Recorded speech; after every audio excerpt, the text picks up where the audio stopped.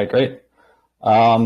So first off, thanks everybody for being here. I've had plenty of requests to do kind of an OXT live stream walkthrough. And so this is finally it.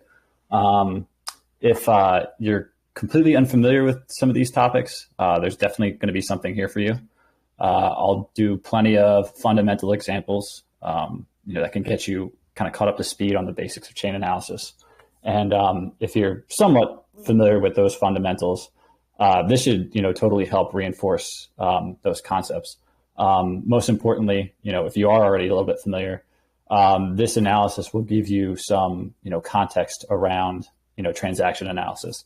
And kind of in my opinion, that context is really important for people that otherwise are a little bit lost, just kind of staring at addresses and transactions. So that context should really help kind of tie everything together.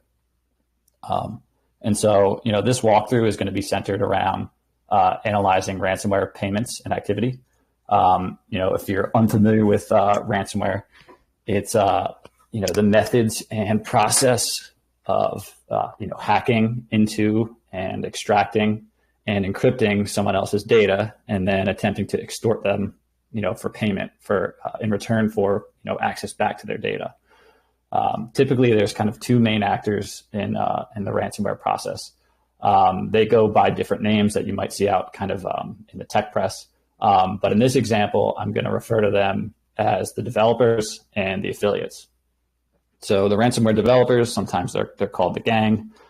They create the encryption software and basically a campaign management platform that they then sell to affiliates for access. The affiliates will pay them for that access, and the affiliates are the ones that do the actual hacking and encryption, and then basically the extortion part of this. So they're taking more of the risk. They tend to keep most of the payment, with the affiliates or the developers taking something on the order of 25% of a paid ransom.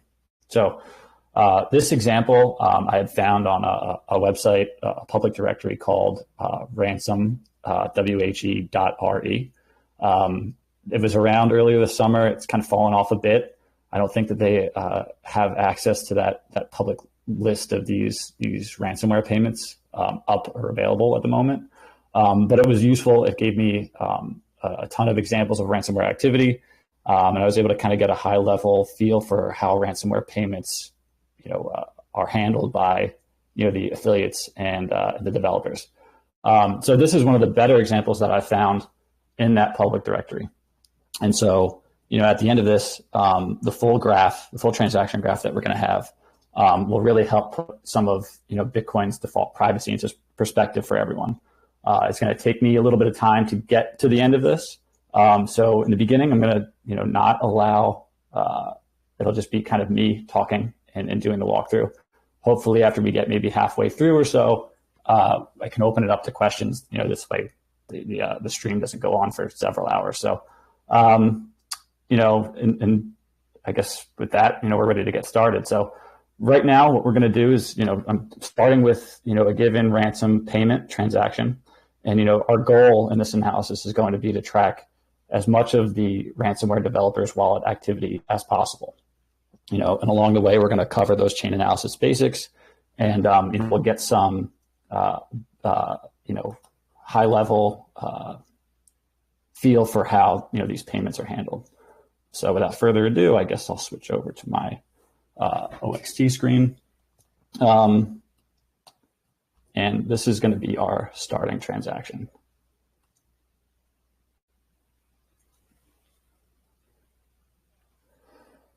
So for those of you that are a little bit unfamiliar with OXT, I've just started by entering the transaction ID. If you go to the inputs and outputs tab, we'll see the components of this transaction. We have one input and two outputs. We typically refer to this as a simple spend. This is one of the more common Bitcoin transactions. And in this case, we have a handful of heuristics that we can apply to this transaction in order to detect that change output. And in this case, we have a pay to public key hash, one address format as an input, and we have a bec32 output and a P2PKH output.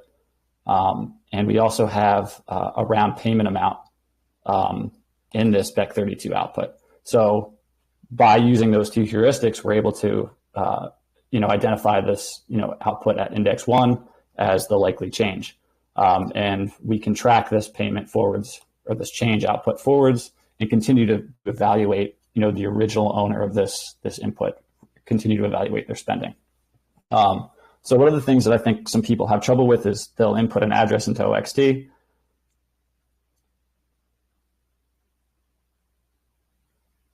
They'll want to look for the transaction graph tool. They might not see the transactions tab. In order to get to the transactions tab, you have to log in, clicking this My OXT button. So if you input an address into OXT, you don't see this transactions tab, you've got to log in to get to that, or you can just simply put in the transaction ID itself.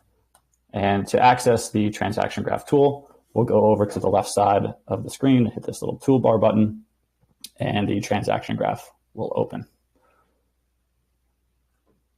So on the transaction graph, the transactions are represented as nodes or circles, and the transaction inputs and outputs are represented as lines. Inputs into the transaction will be pointing towards the transaction, and outputs will be pointing out away from the transaction. So when I open the transaction graph, I just about always head to this transactions detail tab, the little I on this toolbar. We'll have a little pop-up down here in the bottom right that shows, basically, this input and outputs tab information for the transaction. You can double click on the transaction. That will expand all inputs and outputs, or you can selectively expand inputs and outputs by hovering over the little expand tool icon in the transactions detail tab. So this is our starting transaction. I'm going to highlight, in this case, the original payment. I just went and checked the inputs to this transaction and to find its history. And I see that it was a payment that originated from Gemini. So these two outputs, if you hover over them, will also show Gemini, but I prefer to look at this inputs and outputs details in the transaction details tab. So back to our original starting point. If we apply our change heuristic, we can begin to follow the entity that's responsible for making this transaction. If we come to their next transaction, we see a payment that goes to Binance. I'm going to highlight that.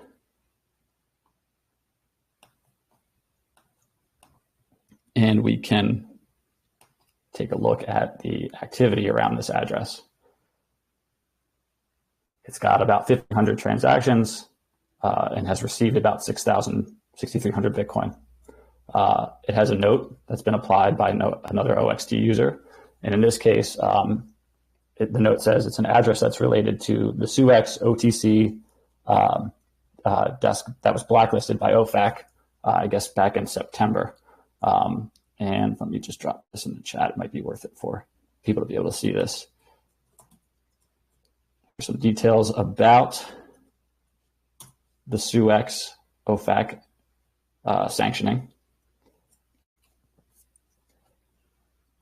And so with this address being related to ransomware, there's the potential that some of these incoming and outgoing transactions to this address are also related to ransomware. I'm not going to spend too much time digging into this address because that's not kind of the purpose of this analysis, but I'm going to go back to that original payment, right, which was a 50 Bitcoin received to some portion of the ransomware, either gang or affiliates. In this case, it was likely the affiliate that received this payment. And what we'll see is that the bec32 output, this 12.68 Bitcoin, is basically exactly 25% of the original received amount. So this is very, very likely to be the affiliate's cut of this ransom. And so what I'm going to do going forward is attempt to highlight all of the transactions and inputs and outputs that are controlled by the affiliates. And when we're done at the end of this graph, we'll see kind of at the core of that will be this highlighted kind of network of transaction activity that leads to kind of a broader network that will be able to link, all the payments that they've received. And so the first thing I'm going to do is just see, this is the first spend from the affiliates. I want to get a handle on what their wallet fingerprint is. So if we expand the transaction info for this, you go to the technical tab, we'll see version 2 and a lock time that's equal to the block height. And this isn't a perfect identifier of the wallet that's being used, but what it does give us is a chance to see when a new wallet software is encountered in the transaction graph. And that's probably a sign that we aren't tracking necessarily the affiliates anymore, or the developers anymore. We're tracking somebody else that might be involved in this kind of activity. So coming back to their first spend, we have another like TypeScript heuristic. We have a Bec32 input, a Bec32 output, and a P2PKH output. This P2PKH output is the likely payment. So the Bec32 is a likely change. We'll click on this.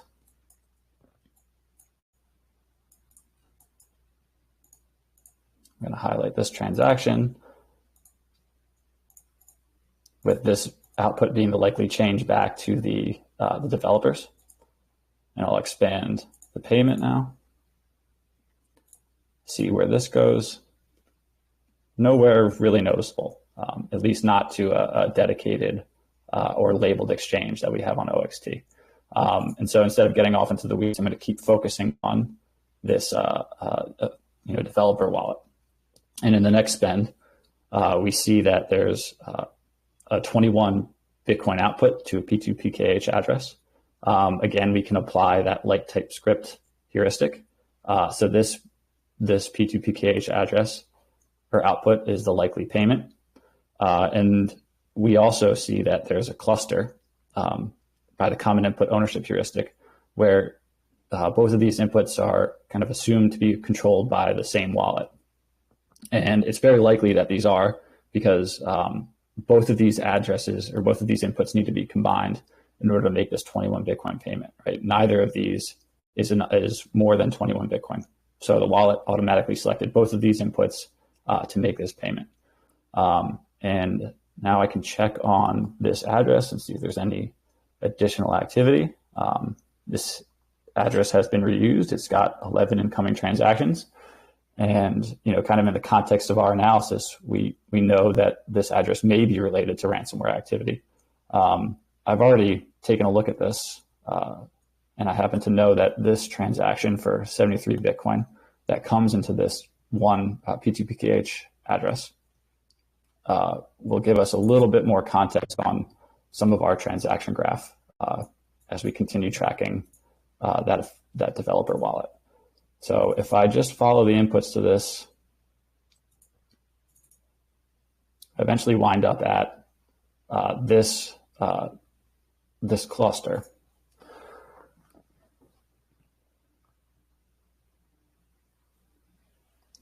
And this cluster we're going to run into repeatedly in our analysis. I'm just going to call it 3328 just to keep things a bit simple. And we can use OXT's clustering feature. It collects plenty of data on a cluster. We can see how many transactions it's received, how much volume it receives or spends. This metric can be a bit misleading sometimes. If there is plenty of address reuse on the input and output side of a transaction, this will be a bit inflated. But one of the most important metrics here is the number of addresses in this cluster. It's a very small amount, but it has quite a high balance. So if you look into this a little bit more, you can start to get the feeling that this cluster is probably some type of an OTC exchange that's located in the United States. Potentially, I think the East Coast, if you factor out the UTC timing of this. But it has a lot of incoming and outgoing transactions, during basically business hours on the East Coast. So I'll go back to our original ransom tracking. This was the payment, this 21 Bitcoin payment. We'll see the next spend goes to Huobi. I'm going to stop here because I don't really know if this was a pass-through entity. Maybe this reused address is some other type of custodial entity. I'm not quite sure. So I'm going to not highlight that as part of this graph. But what we will do is now go and track the upstream source of the second input. So I'm going to take a look at this spend. See this. Okay, this still has the same version number and lock time, still the same wallet fingerprint. But if we continue upstream, we come to a P2SH address, wrap SegWit, and a sweep. This may be evident that we're starting to see a new entity involved. Checking the fingerprint of this spend, we see version 1 and a lock time of 0. So this is certainly a different wallet software.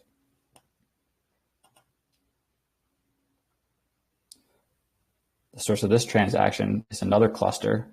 We'll just call it 7323 for now, with this 3DTLW address. We're going to run into this entity a good bit, but this is very likely to have been a ransom payment. I think this 12.8 is about 25% of the original input. So this is likely another ransomware dev cut, 25% cut of a ransom. And we can play around a little bit with this, this source.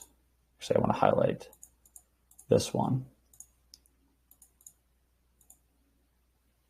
And again, we do this 3328 cluster entity, the one that we were just looking at here. So this entity is potentially involved in facilitating ransomware payments.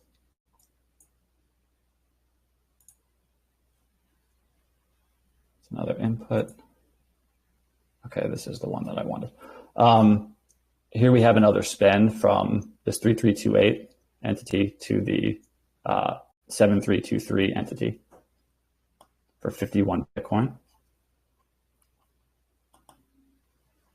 Can follow this spend. We're looking for this 51 Bitcoin output. Here is a sweep. This may be, another ransomware payment potentially.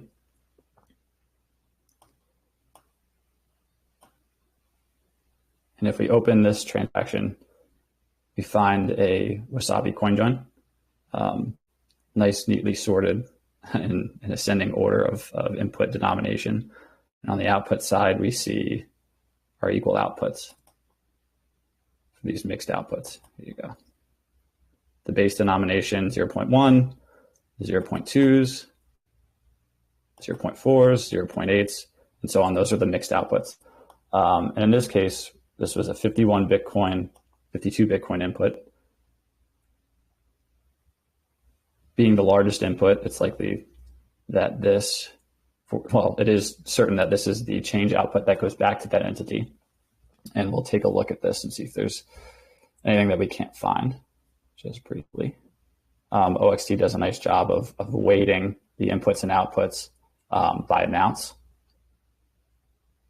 So I want to check this address, this change output for any address reuse.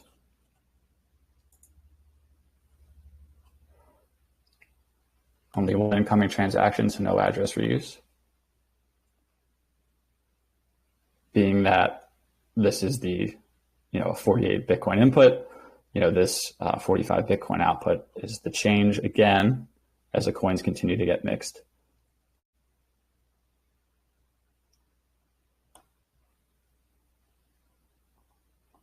And I'll check this address now for address reuse.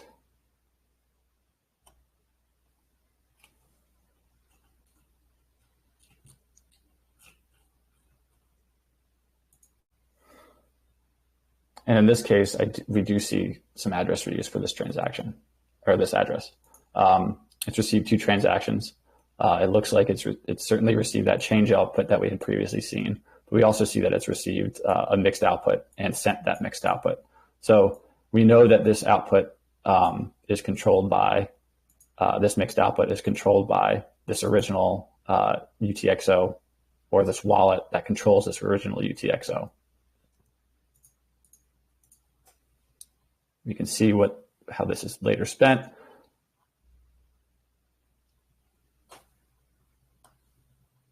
It again enters a Wasabi coin join, so that's good. It's been remixed. It's not, while that previous anonymity set doesn't contribute, it's at least not de-anonymized going forward. Now I could continue to track this large change UTXO, but the graph will be pretty busy. So instead, I have a little script that I use to track this kind of activity for me. I'm going to drop it in the chat. I think I also have.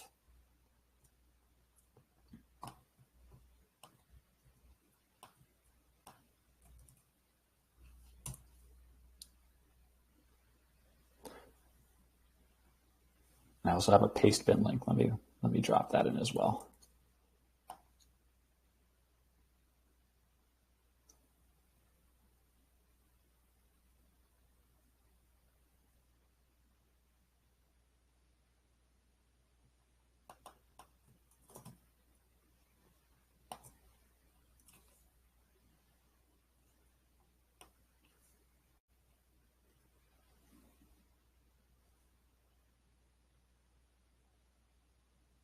Yes, Turk, that is a Python script output at least. So I've dropped, if you want, you can click on the paste bin. That'll come up a little bit more clearly, and I'll put it on the screen.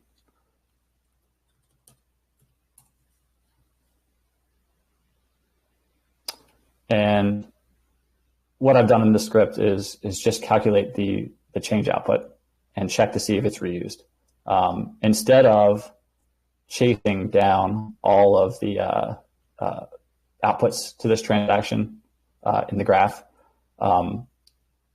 this will keep our transaction graph a bit cleaner. But what I do want to point out is that this last reused change output, if we come back to OXT,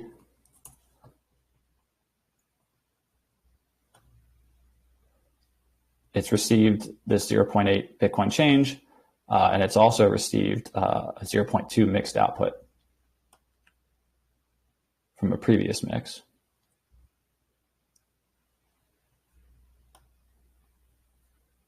So again,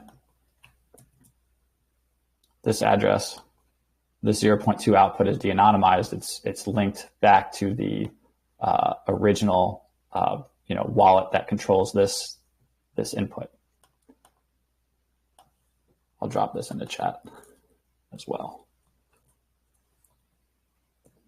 And because it's de-anonymized, we now know this future spending is controlled by that wallet.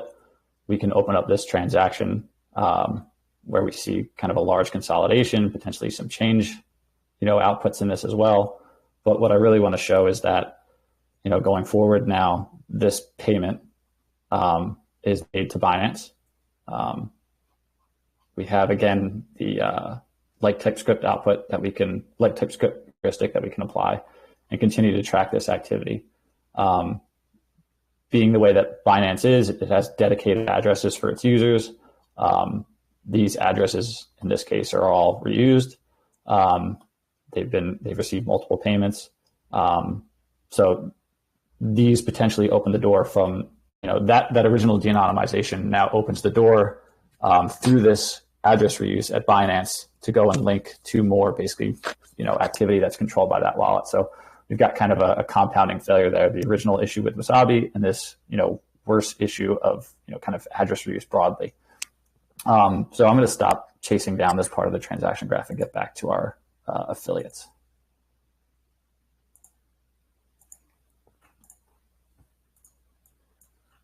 So if you recall, we left off with this 25% Bitcoin payment that went to the developer's wallet. We tracked both of the inputs to this transaction. We've got one of the outputs expanded, right? It was this 21 Bitcoin payment. And if we expand the change output, now we're going to go back to tracking this developer wallet forward as they continue spending. The next transaction is another true cluster, similar to this previous transaction. We can apply the like type script output to this transaction, like type script heuristic, with this P2PKH address being the likely payment. We see this address has also been reused, so we could potentially go and investigate these received transactions for more information. And some of these are quite old, August 2017. But we'll keep this a little bit shorter. So we've got the payment expanded. We've already tracked this one input. We can apply the common input ownership heuristic here again, right? Neither of these two inputs was large enough to make this 7 Bitcoin spend. So the other input to this transaction is likely also controlled by the ransomware developers. And we'll just spot check this for fingerprint again. Version 2, lock time, still good. And now we're going to go back to tracking the inflows to this transaction. Again, another clustered spend with this 9 Bitcoin output being the likely payment. This would be kind of a round output amount heuristic that gets applied here. Also, it's unspent, which means it might not be that change wallet, that change UTXO that gets used later. So again, I'm going to just fully expand this transaction.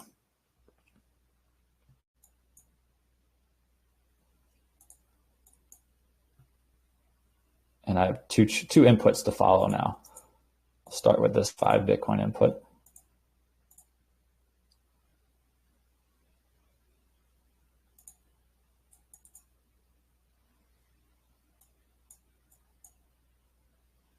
And this is a simple spend, 1 input, 2 outputs.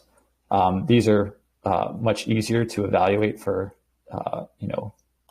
the transaction history. We don't have to check on 2 inputs, so all we have to do is kind of quickly surf through the graph and check on these. Still the same version number, still the same lock time. Probably shouldn't be highlighting these just yet, but okay. And we come to this kind of end of the line transaction where we have 2 inputs from a reused address. It doesn't seem like our affiliate wallet or our developer wallet so far has been doing any address reuse.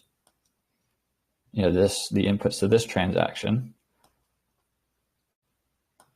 have a different fingerprint.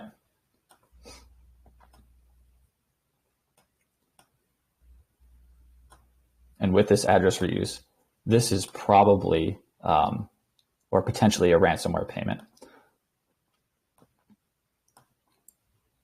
In this case, it looks like our developers received 8 Bitcoin, and that gets spent forward. So this is a little bit of a different kind of look to some of the other received payments that we'll see. I don't think that this quite amounts to that 25% number that we're sort of looking for. So this, might be, is potentially maybe a tough interpretation to make. But if we keep going back to these remaining transactions, I think it starts to become even more clear that this is probably still related. So back at this transaction, we have another input to investigate. Again, this looks like a 25% spend roughly. This is probably the developers taking their 25% cut. We have another sweep from a P2SH address.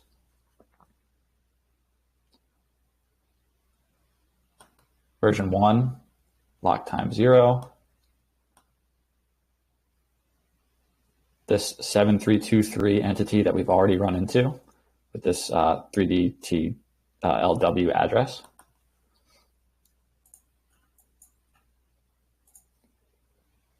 And again, that 3328 entity as well. So this transaction was likely a ransomware payment.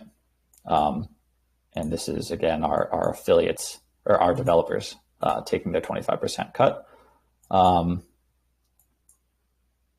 what part of this transaction graph is left? Okay. So we've checked both of the inputs to this transaction and kind of come up against sort of dead ends, 2 potential payments. We'll now go and track this last change output forward. So this BEC32 output we're interpreting as change. And we come to another sort of cluster by the common input ownership heuristic. And again, we can apply the round output payment amount heuristic. This unspent output is the likely payment. And again, none of these inputs alone was enough to make this 5.2 Bitcoin spend. So this is likely a true cluster that's controlled by our developers. I'm going to highlight all the inputs to this transaction, and we'll see if we can't figure out if these are potentially more developer wallet activity. In this case, we have a P2PKH input. This transaction happens to have the same lock time, but I don't think this is related just because we have a new sort of address format. So I'm just going to highlight this likely payment. For this input, got a 6.82 input, a 1.705 output, which is, I think, another 25% amount.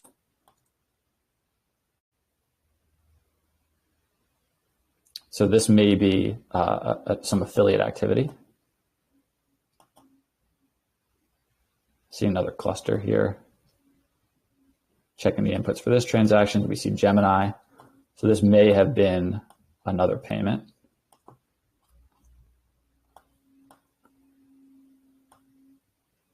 Looking at some of this this affiliates activity.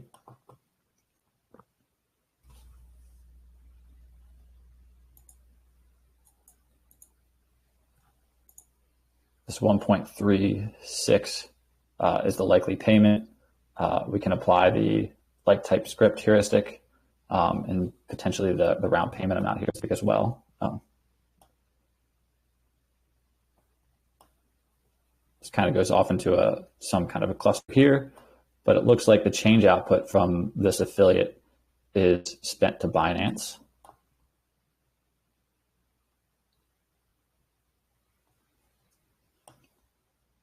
Looking at this address a bit more in detail, 264 incoming transactions, 382 Bitcoin received, and this address also has a note that links to references the SUEX OTC blacklist and sanctioned entity. So this is an interesting address to save. Going back to this transaction, I'm still looking to see, is any of this also related to our affiliate spending? This is the last input. This happens to be a BEC32 input.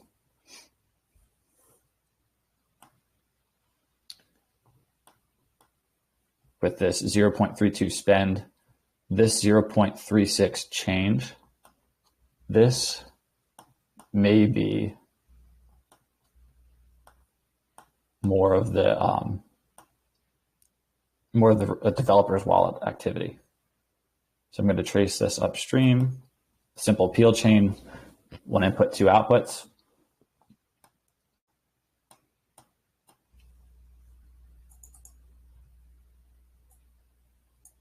I don't have any decisions to make here. I can just expand these inputs looking for the source of these funds. And at the end of this, we have a P2SH address, which is, again, received two outputs. This small amount may be kind of a test receive, where the payment, the people making the payment say, hey, we're going to send you this small amount and make sure that you get this before we send you the rest. And looking at this transaction, we also see that it's version 1 and a lock time of 0. So this is sort of getting towards the kind of the end of the line for this probable activity. But looking at these inputs again, we see this 3328 entity again, who just keeps coming up in this analysis.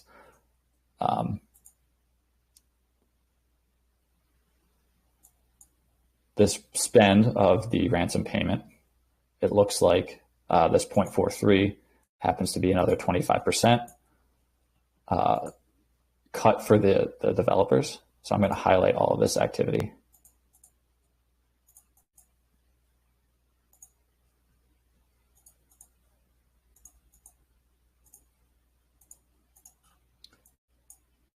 And now this field chain is linked to more of our developer wallet activity.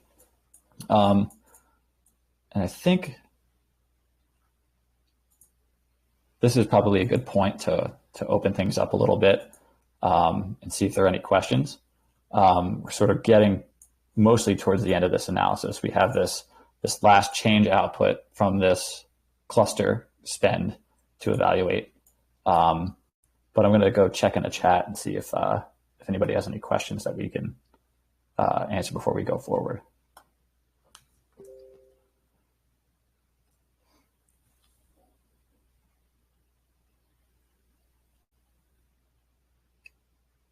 Let me see.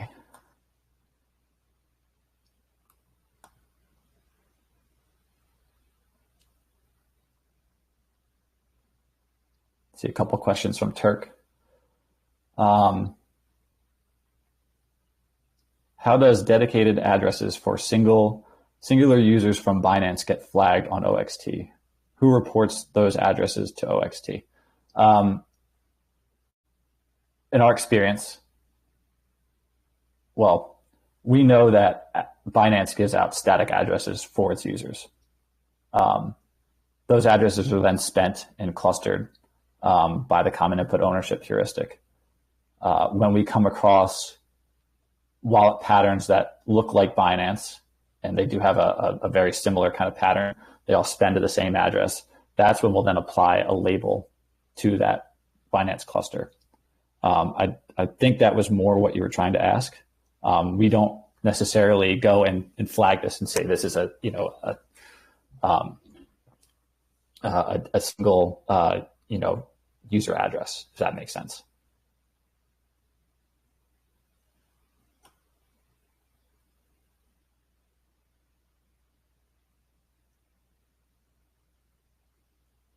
So I guess your last question is, okay, version number. We know that version number certainly represents a different software. But the question is how can lock time be a distinction between wallets as well? Most people are just using the defaults. So I think Bitcoin Core will allow you to make a transaction with constructed that has a lock time, right? And that might throw this off. But most software will just operate and run kind of the same pattern continuously. So if we see version 1 and I see a lock time when I was previously expecting kind of no lock time, I'll still kind of treat that as potentially a new entity. And we do see that from time to time where, okay, there's a dedicated version number and I do see that switch. I tend to do that because it's a little more conservative instead of just assuming that. I tend to default to how could I be wrong is probably the way to phrase that. And if if there is like even a very small chance that I might be wrong, I'll kind of err on the side of being conservative, I guess is probably the way to answer that. Okay, so let me get back to any other questions before I go back to the transaction graph. Why am I making decisions that I'm making? No? Okay, good. All right. So we can sort of get ready to wrap this up. So this is the last bit of spending that we have, the change output to this transaction. We're coming to appeal chain. We're going forward. We have to pick which outputs we want to follow.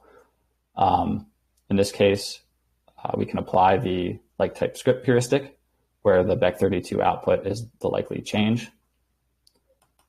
Continue forward.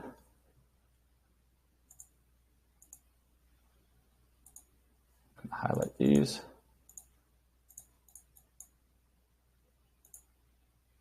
Another like type script heuristic can be applied to this transaction.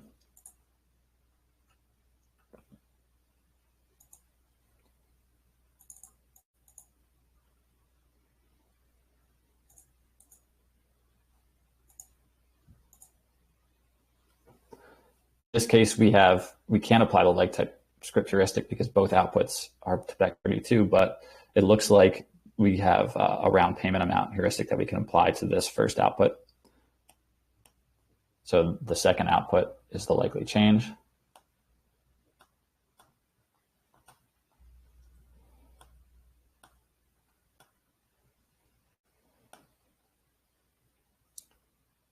Another transaction with a bec32 output and a P2SH output. So our like type script heuristic can be applied again.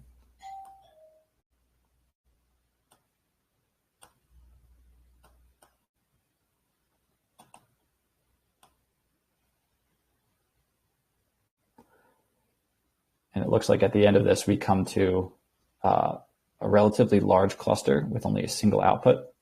There's a ton of inputs to check in this. Some of them may be controlled by the developer's wallet, but going any further probably gets pretty messy and makes our graph a little bit unclear. So I'm going to stop here, at least expand this so we know kind of where the endpoint is, and zoom out and kind of show what we've been able to track. If you recall, this was our original starting point, this 51 Bitcoin input, right? Where the developers take their 25% cut. We were able to trace this activity and link, I don't know, 1, 2, 3, 4, 5, 6 ransom payments.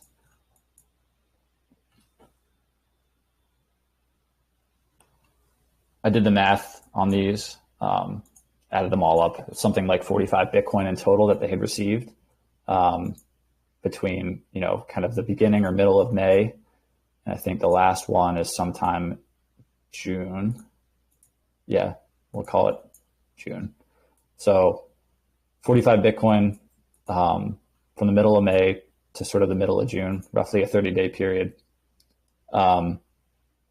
I think that's something like $2 million in developer income in a 30-day period, which is pretty crazy. But what you can really kind of see from this is how tough UTXO management can be. You get a spend into your wallet, and you want to continue spending. You don't really want to necessarily empty a wallet or empty terminate kind of a UTXO at the end of sort of a payment, spending a full amount. So if there are these change outputs that you can kind of continuously track, you can link kind of quite a bit of wallet activity. So, this really kind of goes to show how tough sort of Bitcoin privacy is, kind of by default. Yes, we were able to sort of link all of this developer wallet activity, but for the most part, besides maybe one of these two spends kind of in the middle of this graph, this reused address, right, which goes on to spend to Huobi. And I think this was also a reused address. We don't really have kind of that solid connection between the developer wallet and kind of a centralized exchange where we could say, oh, this is probably their address. We might be able to find some, more information about them from that centralized exchange. So kind of in that way, unless this transaction reveals something a bit more, the developers have done, even if it's mistakenly a decent job of keeping their coins kind of a bit separate from kind of exchanges. And so, kind of the last little notes here are, all of this payment activity from this developer wallet that we didn't track. Most of these are not going to centralized exchanges. So again, this is kind of, I call it, the peer-to-peer transaction, part of the transaction graph. And kind of in this space, Bitcoin pseudonymity still kind of provides a decent bit of protection. So I always like to, at least kind of keep that in the back of the back of your mind that, that while Bitcoin, privacy can be difficult, in this case, they're sort of just not mixing their coins, not attempting to really hide anything. We've got a handful of affiliate spends basically straight to, these SUEX exchange addresses. So that's how SUEX was able to get kind of flagged so easily, is that, all of these spends are, effectively one hop from a ransomware payment. So of course, Chain Analysis was able to find these. And we had the other one somewhere. Where was that? Here. So of course, Chain Analysis was able to go a few hops forward and find this, this common kind of Binance cluster. But, to go back to this sort of peer-to-peer space, this peer-to-peer spending part of the transaction graph, that pseudonymity can kind of still maintain a decent level of privacy, at least from what I can see, from this graph. So I'm going to, basically end that there. Okay, let me just check for a couple more questions.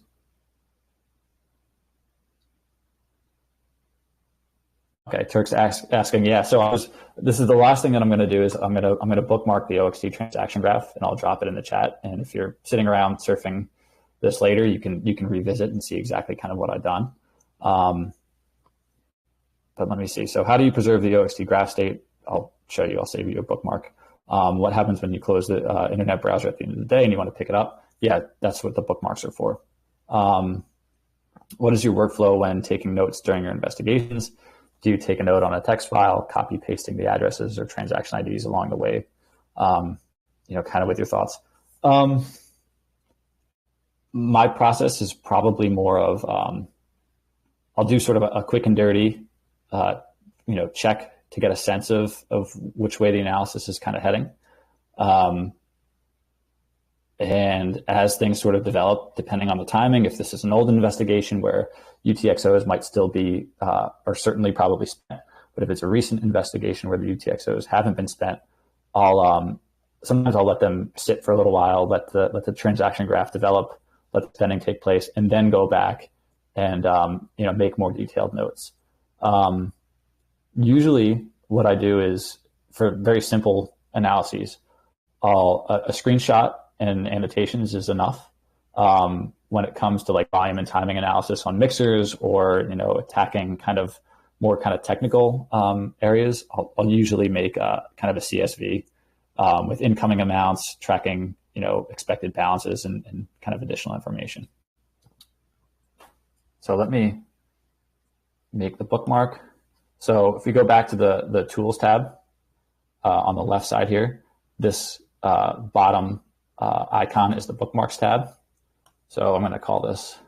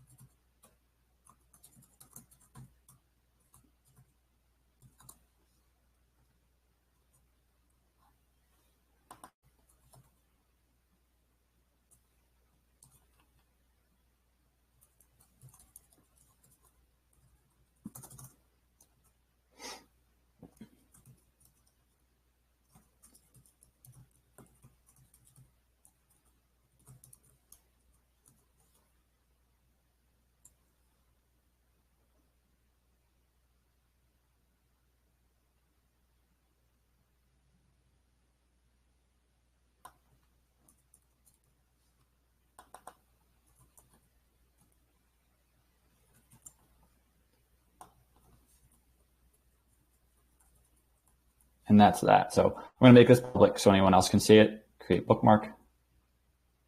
And that's that. So now I can drop this link in the chat. Anybody who's wants to pick up with that later can do so. So this could also go, when we post the YouTube video, it'll probably go in the comment section or the description section. And that's kind of that. So are there any other questions? I guess that's a no, Urko. Yeah, I guess not. Okay. Well, I guess, that's probably a good place to end the live stream. I'll sit around and see if anybody wants to kind of, ask questions. I'll stick around for a little bit, but yeah, I guess thanks everybody for stopping by. If you have anything that comes up later, always give me drop a question in the chat, tag me. Here's a question on any recommended videos for more basic stuff. I don't think that we have linked to the guides. We should probably do that, that we've written. I know that a Samurai user is working on very, very basic videos. Those are on the way. So keep an eye out for that. I'm not going to say who is working on those just yet because they kind of wanted to keep that secret, but you can look forward to that, maybe in the coming week or two. Okay. Well, I guess that's a good place to end it then.